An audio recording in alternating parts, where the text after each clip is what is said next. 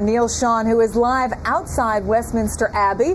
Neil, lovely to see you. We've been watching all of the arrivals. Give us a little sense of what it's like to be there. Well, actually, I have to agree with you, Chris, right? Beard or no beard, razor or no razor, David Beckham, who obviously just recently entered the Abbey, got the most amazing cheer, a few heart flutters too, and I think actually he's probably the biggest star, along with his gorgeous wife Victoria, to emerge.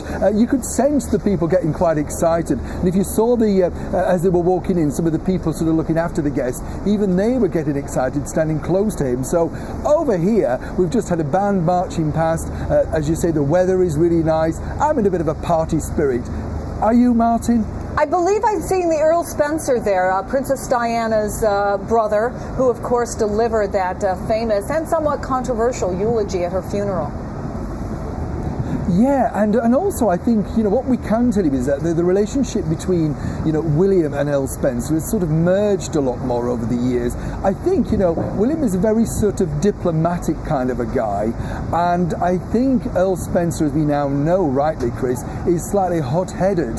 But, I think they've kind of bonded, they've merged. I don't think you're going to receive any problems from him today. Rather strange, I think, particularly recently, with his marriage problems, I think he's more than happy to fade into the limelight. Give us a little idea of what happened in the lead up to this, because we know that there are 1,900 people who are invited to this wedding. Are they largely friends of the prince and princess? How was this all finally decided? Well, whatever you may think, the end result, the guest list, is all really to do with what the Queen thinks. She has the final say over everything. Of course, people like David and Victoria Beckham, Joss Stone, the singer, people like that, they are personal favourites, and of course they would be allowed to go. But if William and Kate wanted to invite something that the Queen didn't think particularly appropriate, maybe somebody related to a charity or a government or something like that, then she would have the final say. So while it's their wedding, it's not necessarily just entirely their wedding. Of course, this is what Britain does best. We are a nation that wants to put on a great show. We want to show that Britain is still great, and this is the biggest show for the royals ever. And clearly the most memorable wedding since Charles and Diana. Are you feeling echoes of it there? Well, I was still, dare I say, very young, Chris, when Charles and Diana got married. But there is a sense of the community, if you like, the country getting together. I think there's always people who don't particularly enjoy these things. But, on the whole, if you look at the crowds that we've got, far more than people anticipated. There are street parties going up and down the country. I think there's a definite warmth for this couple. And I really believe that the royal family need this couple to work in order to make the monarchy work into the future. Really the Queen can't risk any more mistakes, and I think in William, and particularly Kate herself, she's found a true winner.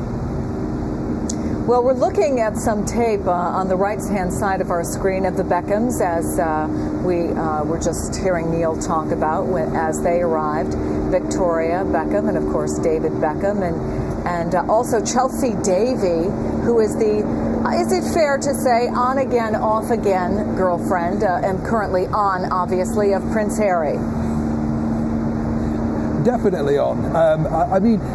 Like all relationships when they're starting out, they have these problems. And can you imagine the world's media analysing what's gone wrong, what's gone right? I think Prince Harry, is more keen on her, and I don't think that she really wants the royal life. But, as anybody knows who's marrying a prince, take note, Kate Middleton, what comes with love comes with the job too. So I think that Chelsea Davy will have some heart searching to do if she wants to continue in the next few years, possibly to create a life with Prince Harry. Although, Chris, as you know, the responsibility on Harry is never going to be as great as it is on Prince William. Neil Sean, thank you so much. Wonderful to see you, my friend. Neil Sean has been with us in the lead up to the royal wedding as well. There it is. This moment. He gets a little bit of a giggle from his father-in-law, his future father-in-law at that point. Neil Sean, this has got all the trappings of royalty and pomp and circumstance, where Kate Middleton really is a country girl. She likes things simple and classic, and still managed to get some of that out of this ceremony. Well, you know, as ever, Contessa, you're spot on. I mean, it's a beautiful sort of thing, isn't it?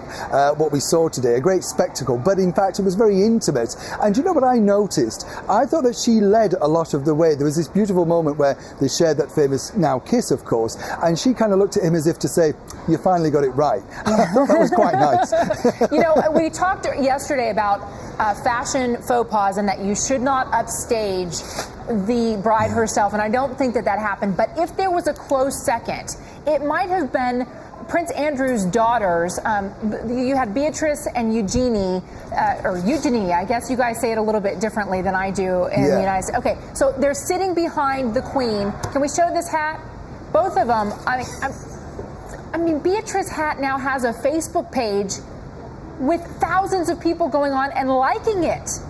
I don't know. What do you think, Neil? Well, do you know what? I kind of, for me, I thought it was I suppose my top girl would be the sister Pippa. I thought she was exquisitely beautiful and a very close second to the bride. But you're right, with the princesses Eugenie, etc. I was more fascinated, Contessa, by the eyeliner. She looked like a raccoon under that hat. Bless their so hearts. I didn't quite get it. You know, it didn't look as great to me. But they're only young and they're allowed to make fashion mistakes. Chris, as an American, to see that parade of hats, I mean, when I was watching, some of them I thought, oh, beautiful, and some of them I thought, did you just go to art class and come up with that monstrosity?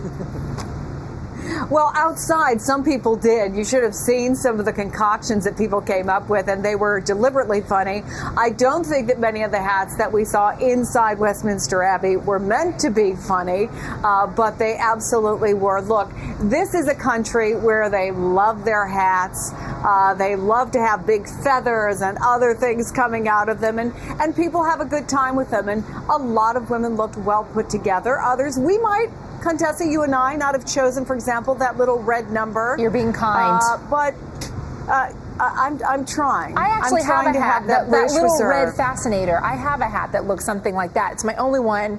I wear it to the horse races. But I think it's a tradition that perhaps we should consider importing more into the United States because it does add a level of fancy and fun. Chris, thank you very much. Ken, my appreciation to you for sharing some of your memories and your perspective. And Neil, Sean, you've been great all along. Thank you so much. Pleasure.